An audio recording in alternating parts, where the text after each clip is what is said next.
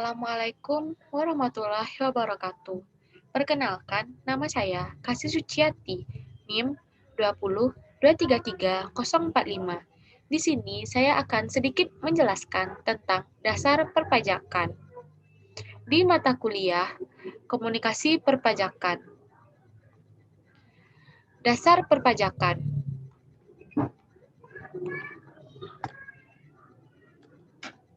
Pengertian pajak yaitu iuran rakyat kepada kas negara berdasarkan undang-undang atau yang dapat dipaksakan dengan tiada mendapat jasa timbal atau kontraprestasi yang langsung dapat ditunjukkan dan yang digunakan untuk membayar pengeluaran pajak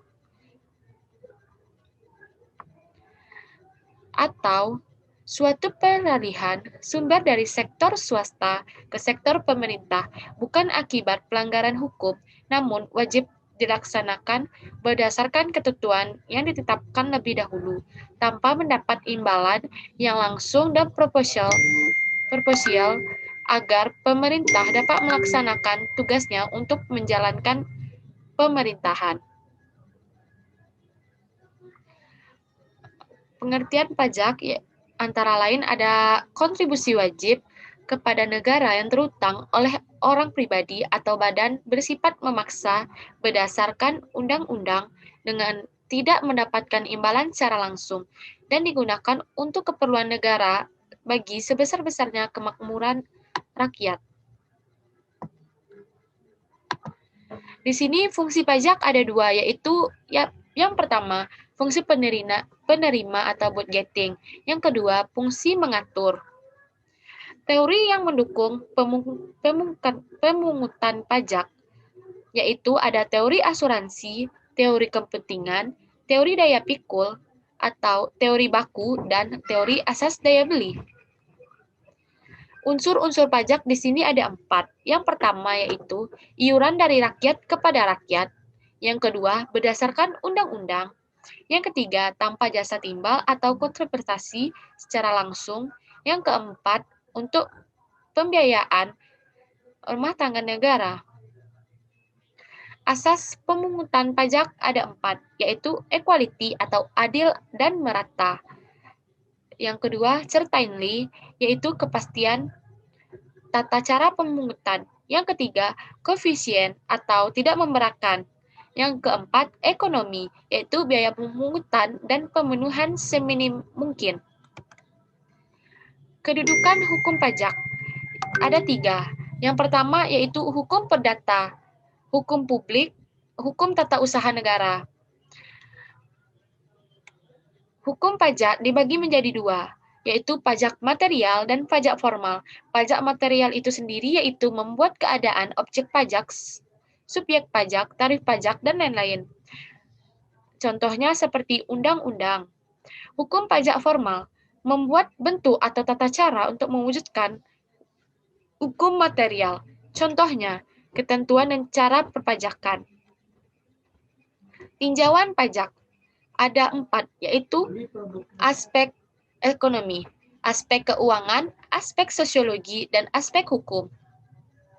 Di sini ada pembiayaan pembangunan nasional, yaitu dari pajak, pinjaman LN, laba BUMN atau BUMD, migas, non-migas, langsung ke APBN, setelah ke APBN menjadi terbentuknya pembangunan nasional.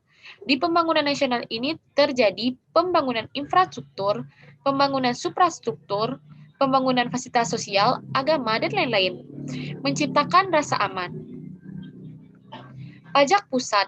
Pajak pusat itu ditangani Direktorat Jenderal Pajak, yang di mana di sini ada pajak penghasilan, pajak pertumbuhan nilai, pajak penjualan atas barang mewah, pajak bumi dan bangunan, bea materi, bea perolehan hak atas tanah dan bangunan.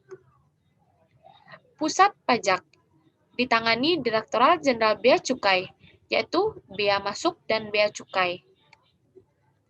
Pajak daerah atau provinsi meliputi pajak kendaraan bermotor, bea balik nama kendaraan bermotor, pajak bahan bakar kendaraan bermotor, pajak air permukaan, dan pajak rokok.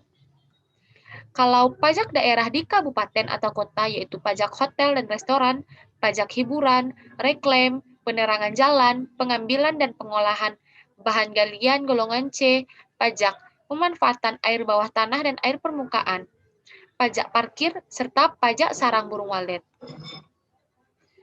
Di sini ada pembagian pajak antara pusat dan daerah.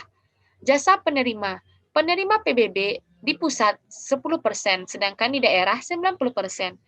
Pajak BPHTB di pusat 20%, sedangkan di daerah 80%. Di sini, saudara atau kalian semua bisa melihat seberapa persen dan seberapa banyaknya yang berbeda di antara pusat dan daerah.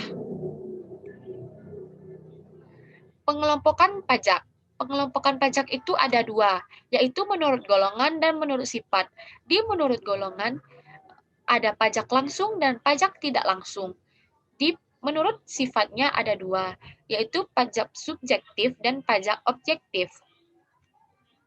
Tata cara pemungutan pajak, yaitu stelsel pajak dan sistem pemungutan pajak.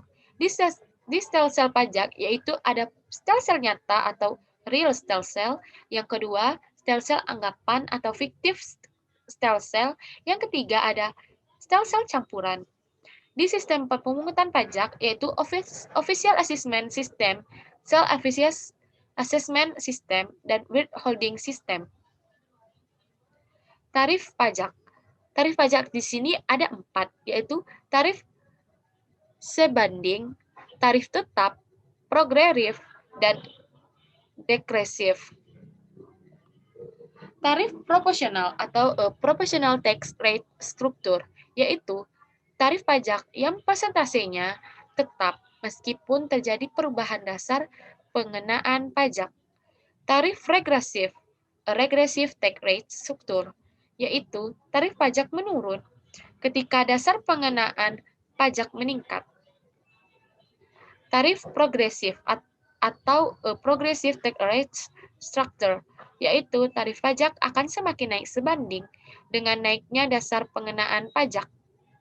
Yang terakhir yaitu tarif degresif, degressive tax rate structure, yaitu kenaikan presentasi tarif pajak akan semakin rendah ketika dasar pengenaan pajaknya semakin meningkat.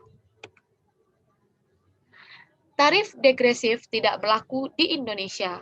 Kenapa?